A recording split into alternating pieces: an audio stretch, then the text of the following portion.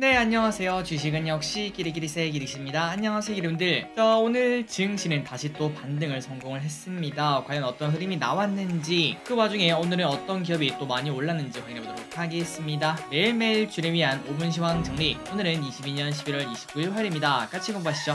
렛츠 기리!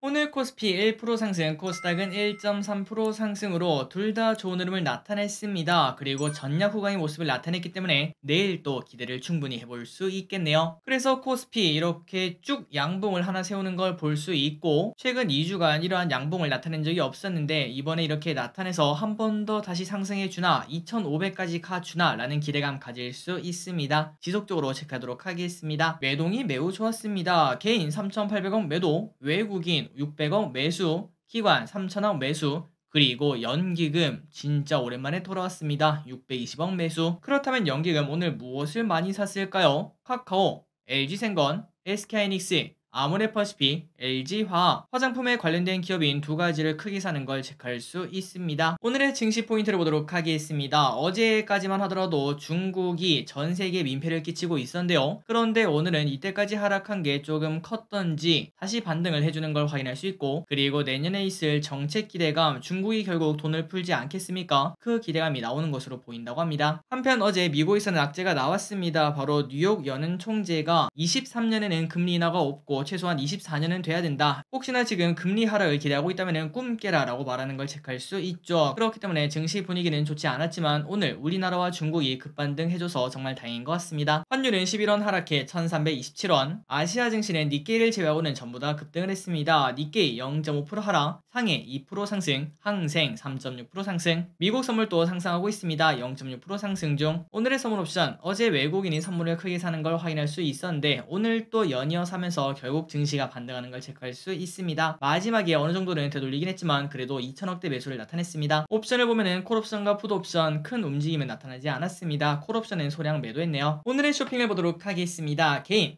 곱버스, 코스닥 인버스, LG노텍, 삼성 SDI, SK하이닉스, 인버스, 포스코홀딩스, HLB, SKIT, EM플러스, 코스닥 ETF를 매수를 하고 있습니다. 일단 대부분은 인버스 쪽으로 몰리는 걸 체크할 수 있네요. 다음으로 외국인입니다. 기아, LG엔솔, 한국항공우주, 현대로템, SM, 에코프로, 신한지주, 하나금융지주, 하나에어로스페이스, 셀트리온, 우리금융지주를 매수합니다. 마지막으로 기관은 삼성전자, 현대로템, SK하이닉스, LG화학, 카카오, LG생건, KB금융, 메리츠금융지주, 아모레퍼시픽을 매수합니다. 주요 일정을 보도록 하겠습니다. 내일입니다. 연준 페이지북이 공개, 제롬 파월 연준 의장 연설 예정, 애플 아이패드 신작이 국내 출시가 된다고 합니다. 다음으로 목요일 12월이 출발을 하죠. 테슬라 세미 전기 트럭 공식 출고식이 있고 전력거래가 상한제 실시 예정이라고 합니다.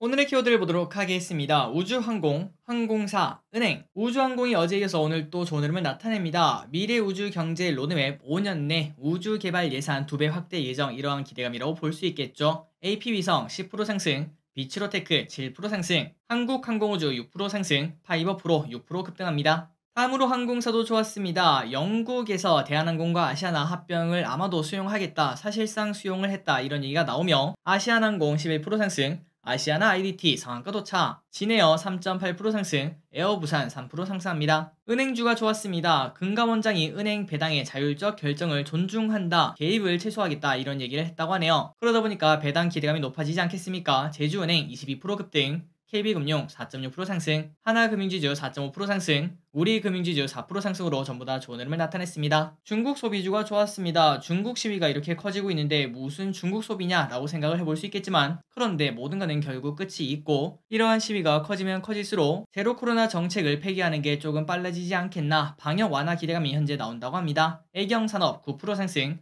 코스맥스 10% 상승, 한국화장품 21% 상승, 연우 24% 급등, 글로벌 텍스프리 6.4% 상승, 호텔신라 2.8% 상승, 참 좋은 여행 4.5% 상승, 모두 투어 4.2% 상승합니다. 또한 카지노도 같이 상승했습니다. 방금 전에 봤던 그러한 이유도 있을 것 같고, 그리고 미국 카지노주 마카오 면허 갱신의 강세를 나타냈다고 합니다. 롯데 관광개발 12% 상승, 파라다이스 4% 상승. 월드컵 관련주가 급락했습니다. 사실상 우리나라 경기 전부터 기대감이 해소가 되고 있었고 어제 패배를 하니까 떨어졌구나 라는 생각에 제주맥주 10% 급락, 교촌 F&B 5% 하락, 사우디 관련주가 또 상승합니다. 또 네옴시티야 라고 봤는데 그게 아니라 사우디에서 1300조 원 규모의 세계 최대 국제공항을 건설을 한다고 합니다. 기산텔레콤 24% 상승, 히림 13% 상승.